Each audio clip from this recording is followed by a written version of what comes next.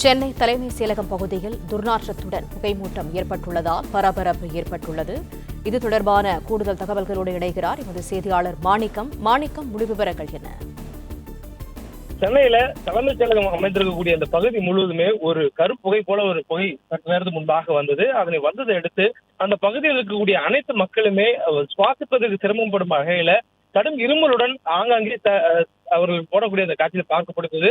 அந்த புகை எங்கிருந்து வருகிறது என்பதனை ஒரு தொலைவான உயரமான ஒரு கட்டிடத்தின் மேலிருந்து பார்க்கும் பொழுது நான் பார்க்கக்கூடிய இந்த வலது பக்கக்கூடிய காட்சி என்பது சென்னை தலைமைச் செயலகத்துடைய நாமக்கல் கவிஞர் மாளிகையில் மேலிருந்து பார்க்கக்கூடிய அந்த காட்சிகள்.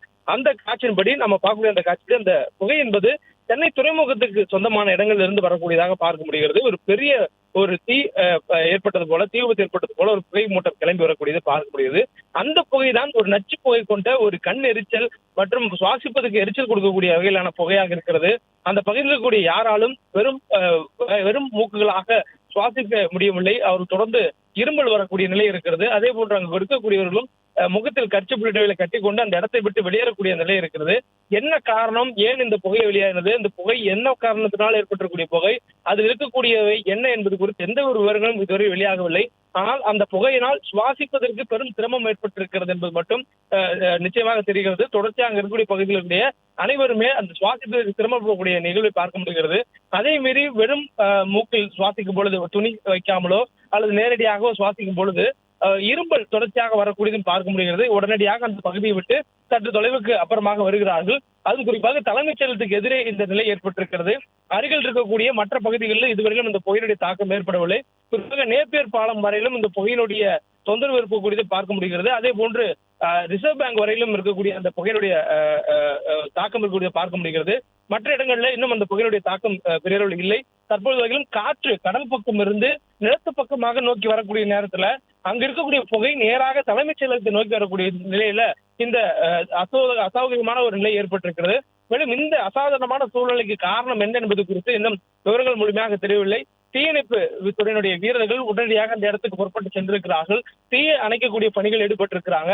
இது போர்ட்ரஸ்டுடைய யார்ட் பகுதி என்ற ஒரு தகவல் சொல்லப்பட்டிருக்கிறது. அதாவது கண்டெய்னர்கள் அனைத்தும் நிறுத்தி வைக்கக்கூடிய ஒரு இடமாக அந்த இடம் சொல்லப்பட்டிருக்கிறது. அந்த இடத்துக்குள்ளாக கண்டெய்னருக்குள்ள இருந்து ஏற்பட்டிருக்கக்கூடிய ஒரு தீயின் காரணமாக அது உள்ள இருக்கக்கூடிய பொருள் கருகியதன் காரணமாக இது போன்ற ஒரு சூழல் ஏற்பட்டதாகவும் ஒரு முதற்கட்ட தகவல் சொல்லப்படுகிறது. ஆனால் இன்னும் என்ன பொருள் அது, ஏன் இந்த விபத்து ஏற்பட்டது என்பதற்கான எந்த ஒரு காரணமும் தெரியவரவில்லை. தொடர்ந்து தீயை அணைக்கக்கூடிய பணிகள் ஈடுபட்டிருக்கிறாங்க. நம்ம பார்க்கக்கூடிய அந்த காட்சிகளிலேயே இப்ப அந்த வலது பக்கம் இருக்கக்கூடிய காட்சிகள் நம்ம பார்க்கிறோம். அந்த கண்டெய்னர் பெட்டிகள் இருக்கக்கூடியதை பார்க்க முடிகிறது.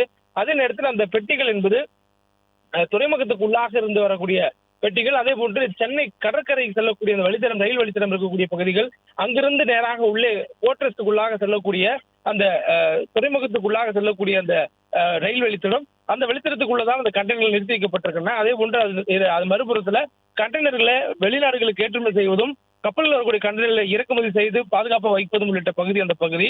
இந்த கண்டெய்னருக்குள்ளாக பல்வேறு பொருட்கள் இருப்பதற்கான வாய்ப்பு இருக்கின்றன. குறிப்பாக எலக்ட்ரானிக் பொருட்கள் அதிக அளவில் இந்தியா தற்பொழுது முன்னணி நாடாக எலக்ட்ரானிக் பொருட்கள் உற்பத்தி செய்து வெளியேற்றக்கூடிய ஒரு நாடாக வளர்ந்திருக்கிறது. இதனால் எலக்ட்ரானிக் பொருட்களாக இருக்கலாம் அல்லது வெளிநாடுகளிலிருந்து ரா மெட்டீரியல்ஸாக இறக்குமதி செய்து உள்நாட்டில் மேக் இன் இந்தியா என்ற திட்டத்தில் பல துறை சார்ந்த பொருட்களை இந்தியா உற்பத்தி செய்யக்கூடிய நிலை இருக்கிறது. அது சார்ந்த பொருட்களாக இருக்கலாம். என்ன வகையான பொருட்கள் என்பது குறித்தான இன்னும் முழு விவரங்கள் வெளியாகவில்லை. அதே நேரத்தில் இந்த புகையின் காரணமாகத்தான் இந்த மூச்சு விடுவதற்கான ஒரு சிரமமும் கண்ணெரிச்சல் உள்ளிட்ட நிலைகளும் ஏற்பட்டிருக்கிறது என்பது மட்டும் தற்போது தெரிய வந்திருக்கிறது.